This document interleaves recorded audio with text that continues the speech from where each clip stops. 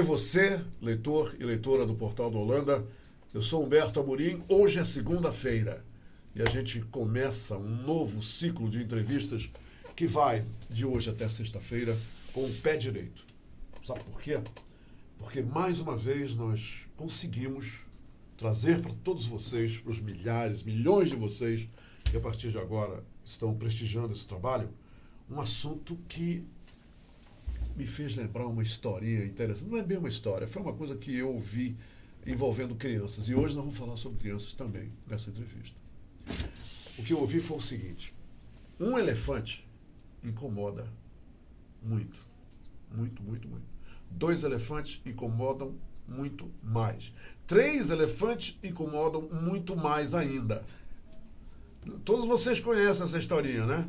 Agora imagina aqui em Manaus, nos postos de gasolina, o preço numa gangorra que é sempre para cima. Sabe aquela ida para lá? Nunca é para cá, é para lá. É terrível o que acontece em Manaus. Aí fala-se uma palavra aqui chamada cartel. Ah, tem cartel, tem cartel. Muita gente não sabe nem o que significa essa palavra, cartel. Mas aí a pessoa diz, é cartel, isso é cartel. Aí os caras de posto de gasolina, o pessoal envolvido lá, né, do outro lado do balcão, não tem cartel aqui não. Aqui é por causa lá na Petrobras, lá na boca de não sei onde, que a gente compra, não sei. É olha, as conversas são terríveis. É por isso que eu convidei o deputado Álvaro Campelo, porque ele não mediu empenho ou desempenho para que não só se desenhasse uma CPI dos combustíveis, mas que se ratificasse, que se tornasse uma realidade a bendita, isso no bom sentido, CPI dos combustíveis. E a gente, não dá. Motorista de táxi fica desesperado, os motoristas dos aplicativos ficam desesperados, o dono lá do ônibus quer porque quer aumentar o preço e diz que é porque o combustível aumentou. É uma confusão aqui fora terrível, entendeu? Então, se vários elefantes se incomodam muito, imaginem o preço da gasolina, que a gente não sabe quanto vai ser amanhã. A gente sai amanhã e já é outro. Aí tem um posto de gasolina que vem de lá embaixo e corre todo mundo para lá. E aí, peraí, chega. Não vou embora.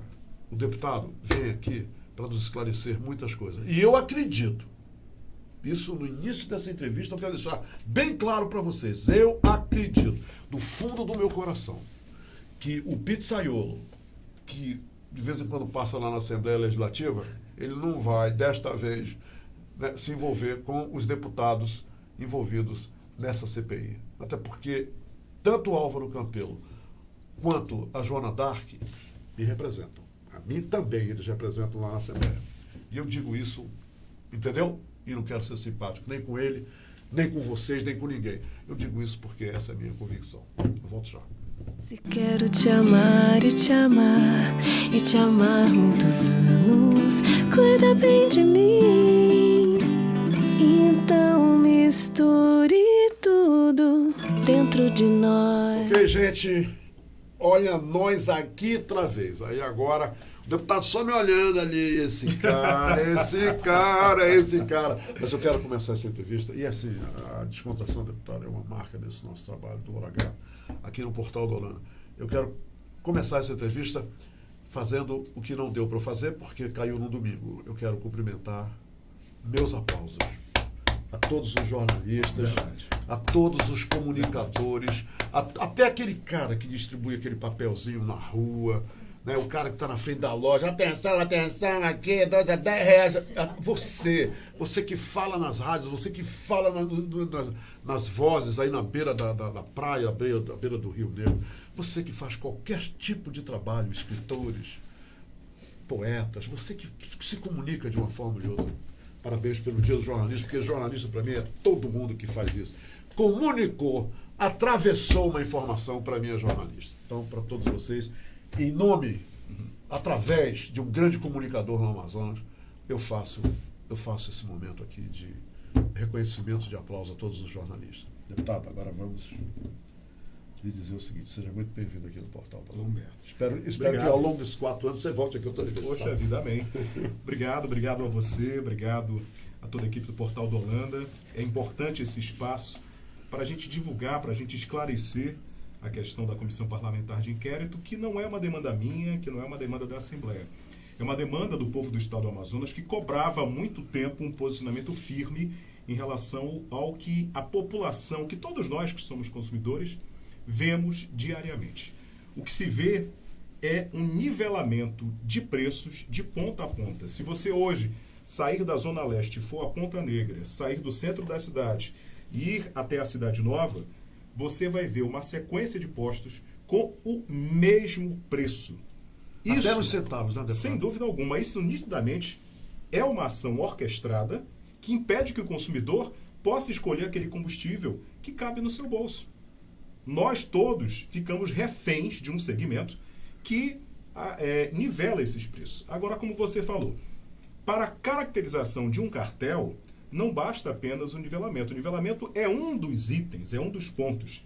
Se hoje, por exemplo, eu propusesse uma ação diretamente na Justiça, apenas com essa questão, de imediato essa ação ela seria derrubada. É muito frágil essa questão.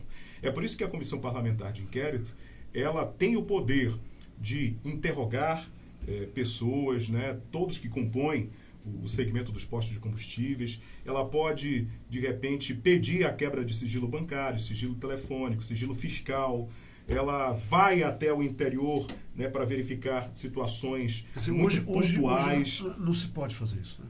Hoje não se pode fazer. Uma comissão parlamentar de inquérito, ela propicia isso, que isso aconteça. E algo que é importante, e eu quero aqui parabenizar a presidente da comissão, a deputada Joana D'Arc, e todos os demais membros, é que nós estamos chamando para estarem também unidos conosco nessa comissão todos os órgãos de defesa do consumidor.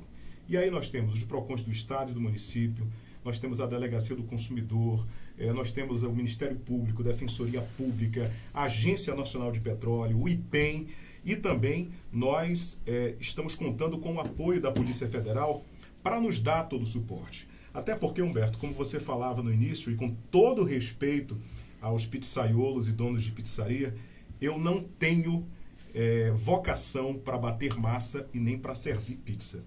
Então, quando essa CPI chegou até a Assembleia Legislativa como uma demanda da população, o nosso objetivo é realmente escancarar, devassar e mostrar à população o que de fato acontece.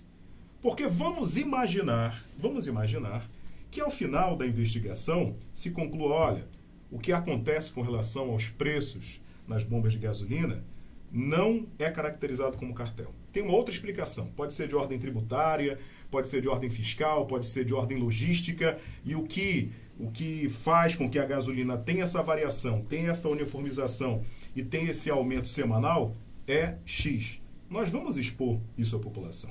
Hoje, infelizmente, nós não temos essas informações. Nós temos indícios dessa uniformização de preços que é extremamente prejudicial ao consumidor. Nós temos uma variação semanal de preços que é danosa a todos nós e nós temos, aí sim, nós temos algumas informações não oficiais da prática de dumping, que é aquela prática predatória que faz com que um grupo muito forte acabe fazendo com que um grupo menor ele seja obrigado a ou pedir falência ou acabar vendendo o seu posto porque não há verificado para Pois é, nós temos 3 pontos que vão ser investigados pela CPI. E, dentre esses pontos, essa suposta prática de dumping, ela não está dentro do objeto. Entretanto, é claro que como nós vamos receber muitas informações, e essa já é uma informação, que é uma informação adicional, é claro que isso precisa, de alguma forma, ser esclarecido. Deputado, veja só embasando o que o senhor estava falando, 599 postos praticando preços idênticos, inclusive nos centavos, é uma coincidência. Quer dizer, 599 postos de gasolina em Manaus com o mesmo preço. Isso me leva a lhe perguntar o seguinte: o senhor acredita piamente que nós, através dessa CPI, teremos realmente, como o senhor acaba de dizer, um resultado que será entendível pela população? Que a população pode esperar um resultado que vai dizer, ok, então é isso que nós queríamos, porque, na verdade, e o senhor mencionou o pizzaiolo, na verdade, nós estamos acostumados com outra realidade. Sem dúvida. Sem dúvida. Acaba em pizza, e eu acho que esse negócio de acaba em pizza começou aqui no Brasil como resultado de CPIs, não sei. Mas nós estamos acostumados com isso. O senhor acha que, até por essa sua característica, e também dos outros deputados, que eu creio ser a mesma, nós não teremos um resultado que será motivo de brincadeira pela população? Humberto, quando eu aceitei esse desafio, porque é um desafio, de propor uma CPI, eu tinha a verdadeira noção, né, de todos os obstáculos que nós enfrentaríamos, das críticas que um setor obviamente faz, e também da cobrança da população em relação a uma resposta. Como eu falei ainda há pouco, nós iremos abrir essa caixa preta e nós iremos repassar, ponto pacífico, né? Sem dúvida alguma, ponto pacífico. E nós iremos mostrar à população o que faz com que, como eu falei ainda há pouco, haja esse nivelamento, e de forma que esse setor não pratique esse nivelamento, porque isso é uma prática extremamente predatória e que não pode continuar, porque ela afronta o Código de Defesa do Consumidor, ela afronta o princípio da livre concorrência e ela, obviamente, prejudica o consumidor. E nós vamos relatar, olha, o que de fato acontece. O problema está nos postos de combustíveis, o problema está nas distribuidoras, o problema é Petrobras, e aí nós vamos mostrar à população e, claro, a Assembleia, ela, ao final, a CPI, ela entrega às autoridades competentes, né, certamente o Ministério Público, dizer, Ministério Público, está aqui. Está aqui a nossa constatação. Agora, faça o seu papel no sentido de fazer cumprir a lei. Existem mecanismos, então, se é do seu conhecimento, através do próprio Ministério Público, de que a partir do momento que eles receberem esses resultados, eles têm mecanismos para, daí em diante, acabar com essa onda de 500 e poucos postos com o mesmo preço? Isso vai acabar, então? Eu acredito no trabalho do nosso Ministério Público. Eu tenho confiança no trabalho do Ministério Público do Estado, do Ministério Público Federal.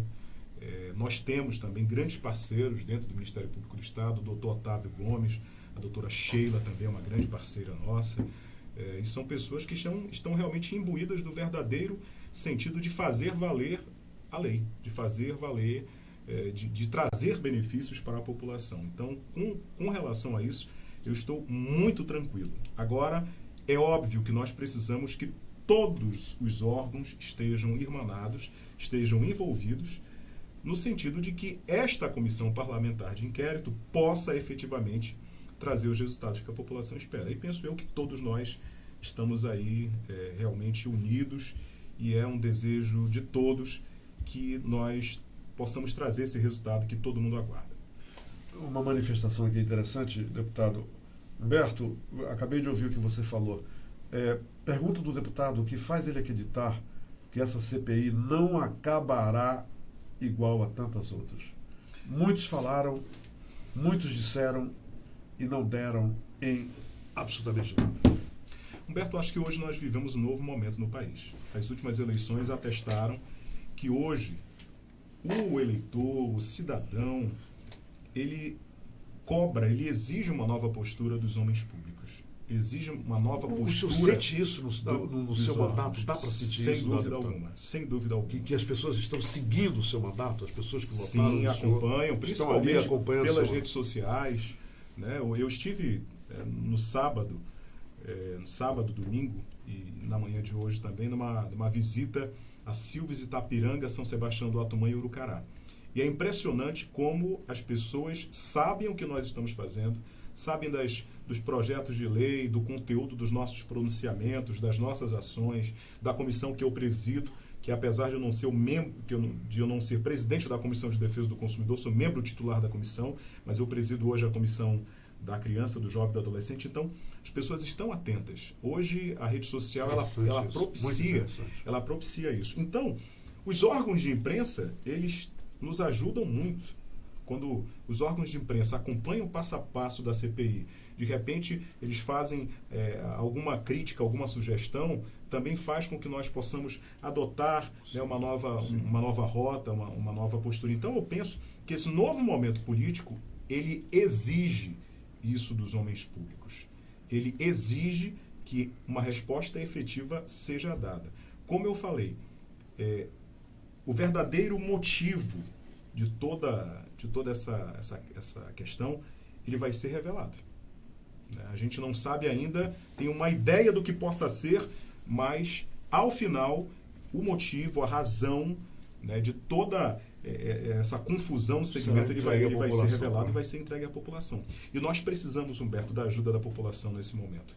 Se você que está assistindo agora, se você tem alguma informação que possa contribuir com o andamento dessas investigações, entre em contato conosco, vá até a Assembleia.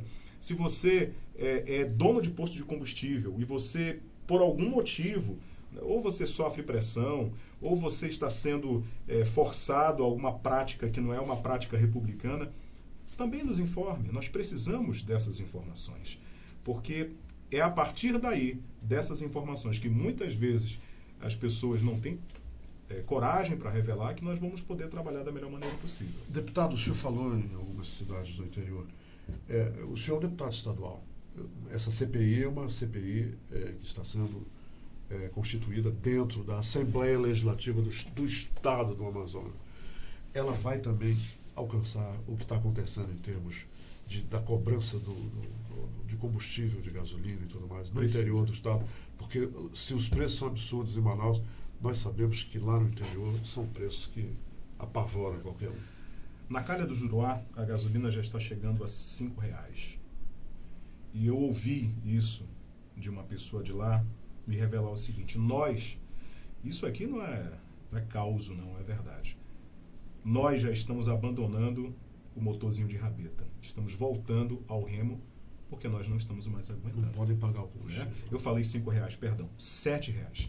Está chegando a R$7 na Calha do Juruá. Então, o litro da gasolina. O litro da gasolina. E isso, Humberto, todos nós sabemos que impacta toda uma cadeia. Se você aumenta a gasolina, obviamente que outros produtos vão ser impactados. E eu quero aqui aproveitar, porque alguém falou, o problema é a carga tributária, que o ICMS é de 25%.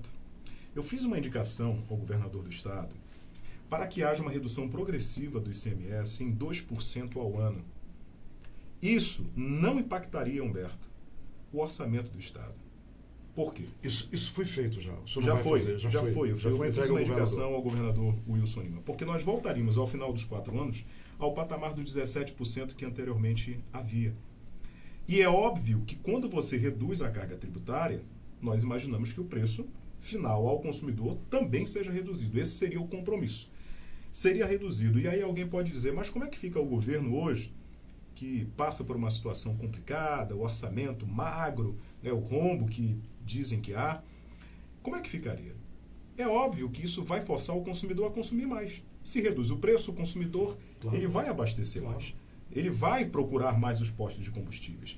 E isso vai acabar redundando no mesmo patamar de arrecadação para o Estado. Então, aqui, mais uma vez, estou fazendo o apelo para que a Secretaria de Fazenda, né, para aqueles que compõem a equipe técnica do governador, que vejam também essa questão com muito carinho. Porque em nenhum momento, Humberto, há a intenção dos membros da CPI de demonizar o setor, de perseguir o setor. Nós sabemos da importância do empresário na nossa terra. Ninguém quer fazer isso, ninguém quer prejudicar o negócio de ninguém. Muito pelo contrário.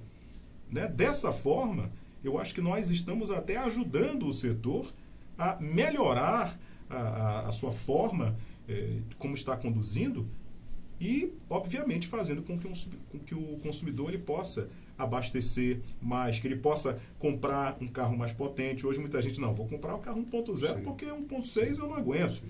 Muita gente que hoje deixa o seu carro na garagem, pega carona com o vizinho e fica alternando porque não está mais conseguindo abastecer. E o importante também disso que o senhor acabou de dizer é o seguinte, é que a CPI está aí para mostrar, sim, deve ser assim mesmo, é isto mesmo que está acontecendo, E, por outro lado, pode dizer, não é isto, está errado e a gente tem que ajeitar. Quer dizer, nós temos que nos preparar para os dois resultados. Exato. Porque a verificação é para ver se o que existe hoje aí é o que deve existir. Não é isso, deputado? Perfeito. O que não deve existir como resultado no final. Para encerrar esse assunto de combustível, eu queria fazer um depoimento para o senhor. Eu peguei aí um carro do aplicativo e o motorista pediu para eu lhe dizer isso. Inclusive eu conheço esse motorista.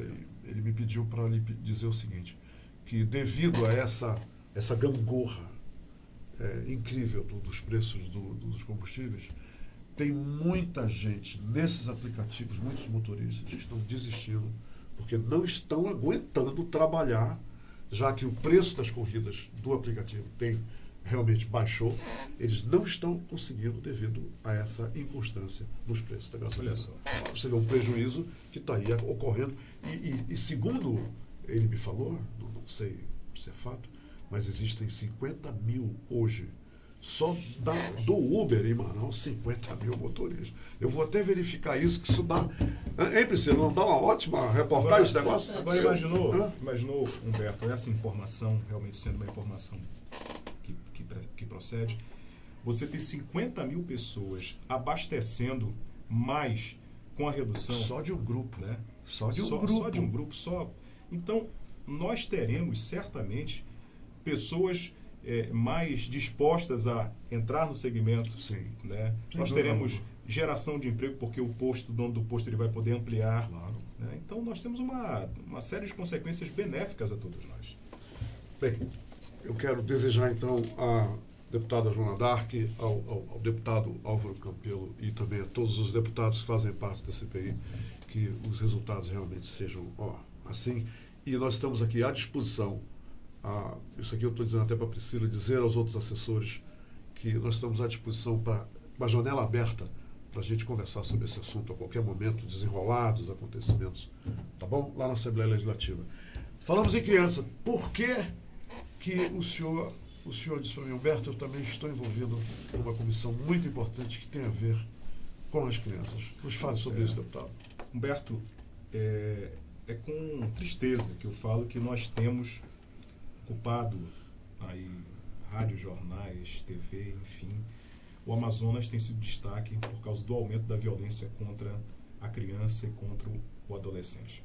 Nós não sabemos ao certo, e aí eu conversava com a doutora Rebeca Mendonça, que é a titular do Juizado da Infância e da Adolescência, nós não sabemos se realmente houve o aumento da violência ou se hoje as pessoas elas estão mais encorajadas a fazer as denúncias. Mas, infelizmente, nós... Em outras palavras, esse quadro sempre existiu e agora está sendo revelado. Exato. A verdade é que nós precisamos encarar, e quando eu falo nós, eu falo governos, prefeitura, legisladores, a sociedade civil, imprensa, nós precisamos encarar isso com prioridade. Nós precisamos cada vez mais combater a questão do trabalho infantil, da exploração sexual, da pedofilia.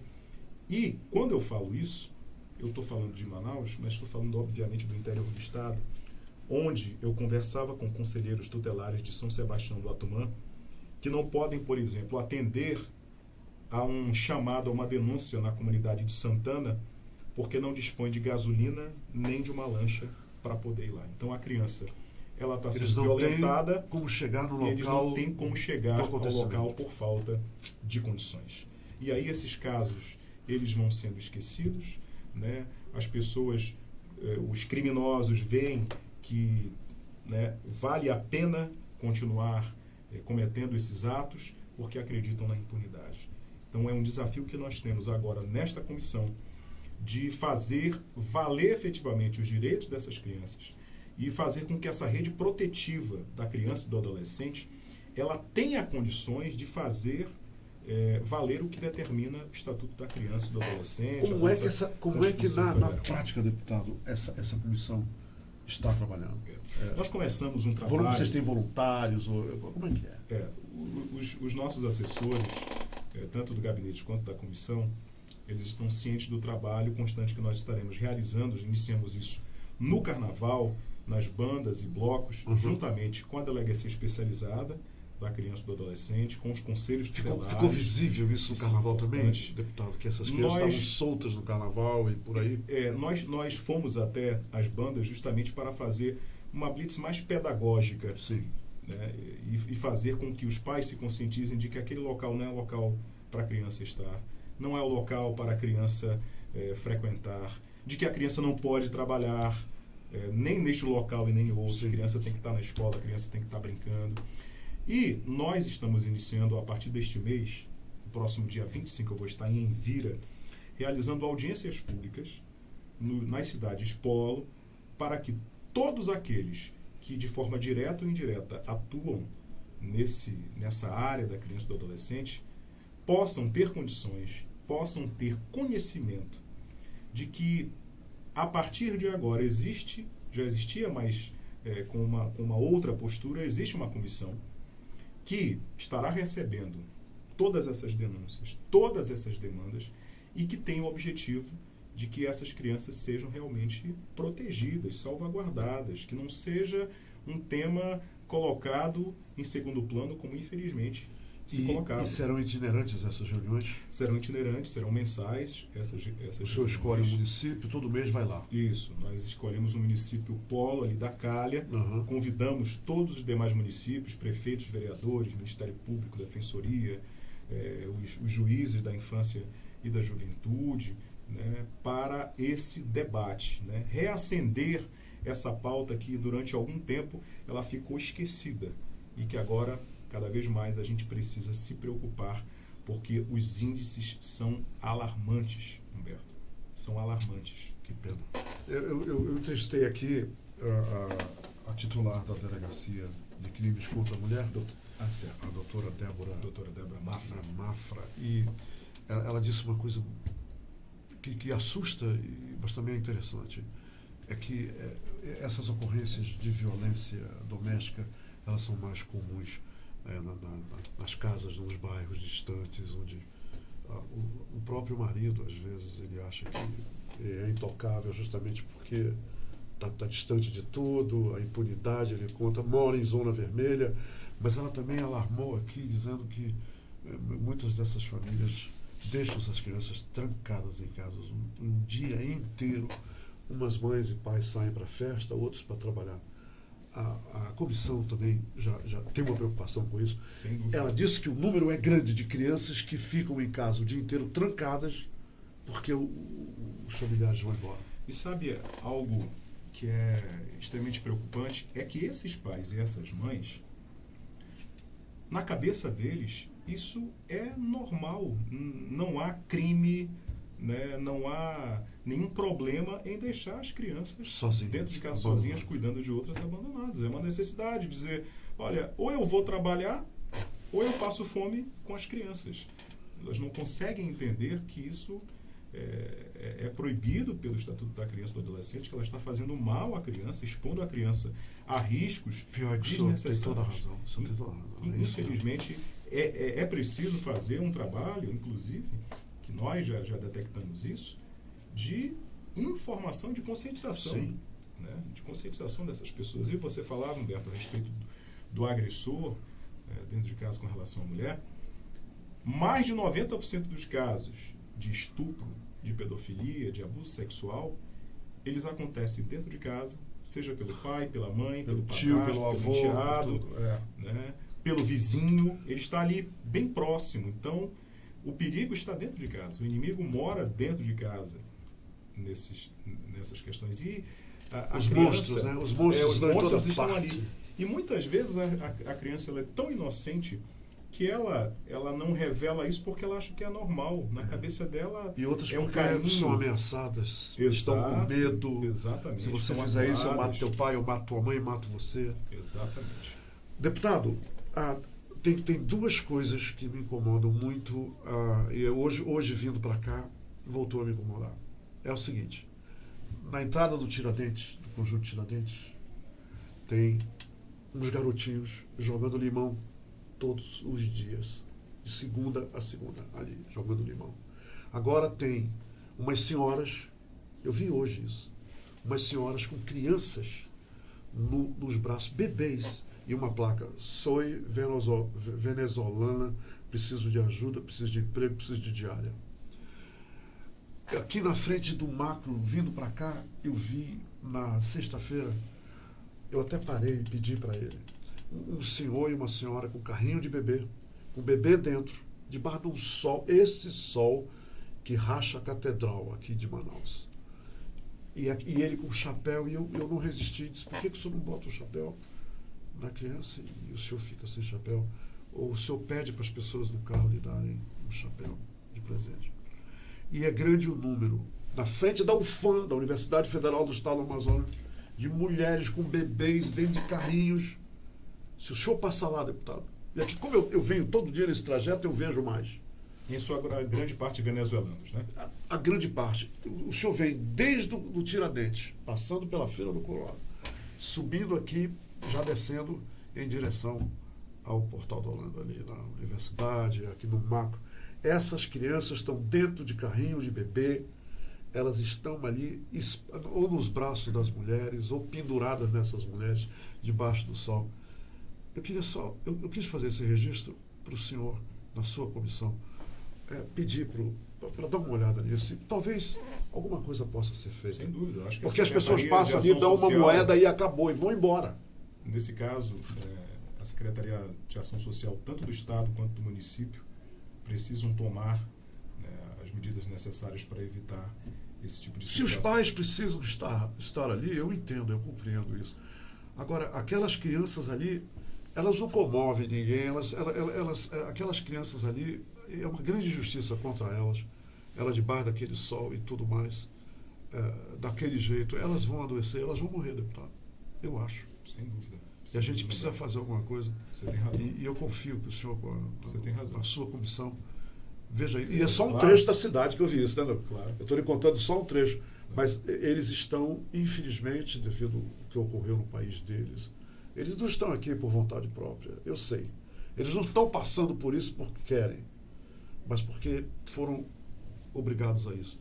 Agora, eu acho que a gente tem que fazer alguma coisa sobre essas crianças. Você pode ter certeza que a gente... Carrinho de bebê, o senhor vai ver, carrinho de bebê, eu acabei de ver, ali no sinal de Barra do Sol. Hoje, nessa chuva toda, talvez eles nem estejam, mas eles estão hoje sempre. mesmo, Não é, Priscila? aqui, para a nossa assessoria, já para a gente contactar tanto com a Secretaria de Ação Social do Estado quanto do município, porque realmente é um absurdo. É de quebrar o coração. Sem dúvida. dúvida.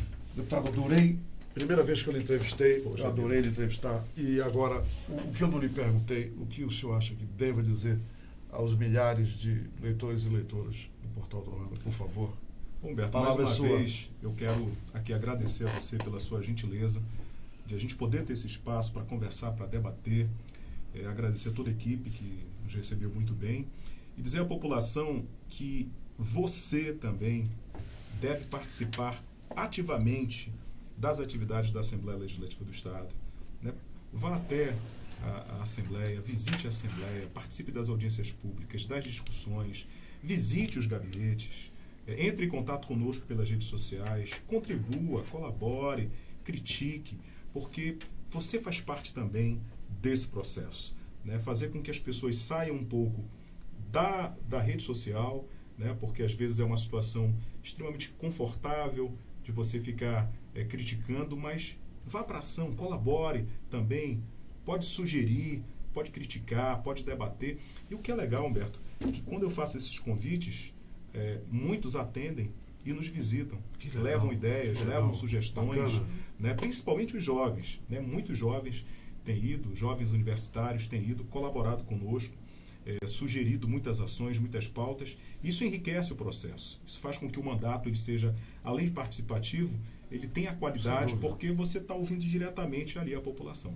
Então, quero agradecer muito a todos que participam, interagem conosco e que possam cada vez mais colaborar com o nosso mandato. Qual é o seu endereço na internet, doutor? Olha, você pode, na rede social, no Facebook, você procura lá Álvaro Campelo, você digita, você vai encontrar o perfil e vai encontrar também Álvaro Campelo Oficial, né? No Instagram? No Instagram, né? Álvaro Campelo Que Oficial. aparece Álvaro Campos. Eu Exatamente. fui lá e Álvaro papai, Campos eu Oficial. achei, tá? Tá lá. Eu achei. Sozinho, tá? Sem ajuda de ninguém. Eu achei. Tá pensando o quê? É isso aí, Humberto. Muito obrigado, meu irmão. Boa sorte no Amém. seu mandato e mi casa es tu casa. Ok? Ok. Nós estamos à disposição. E muito obrigado à Priscila, ao Giovanni, a todos os seus assessores que não mediram esforço para que a gente pudesse Muito bom. fazer essa entrevista. Muito bom. O senhor está de parabéns para essa turma. Poxa, que No bom. dia que eu for deputado, eu vou roubar a presidência. Eu já soube que o senhor roubou ela de alguém, não vou dizer de quem. Não vou dizer de quem, mas o senhor roubou ela de alguém. Você E quem não sabe tem um cara dia... de deputado, você tem jeito de senador. Olha aí, Você- vamos para Brasília. Priscila, Abaixo. vamos Brasília. Hã? Aqui estamos nós, estamos juntos, estamos nessa. Oi, minha gente, muito bem. Uma boa semana para vocês e que esse entusiasmo do encontro entre duas pessoas conversando seriamente sobre assuntos sérios, que esse entusiasmo permaneça na sua vida também e que você resolva sempre tudo, principalmente no seu trabalho, como nós resolvemos aqui, com entusiasmo, com muito otimismo e com muita alegria.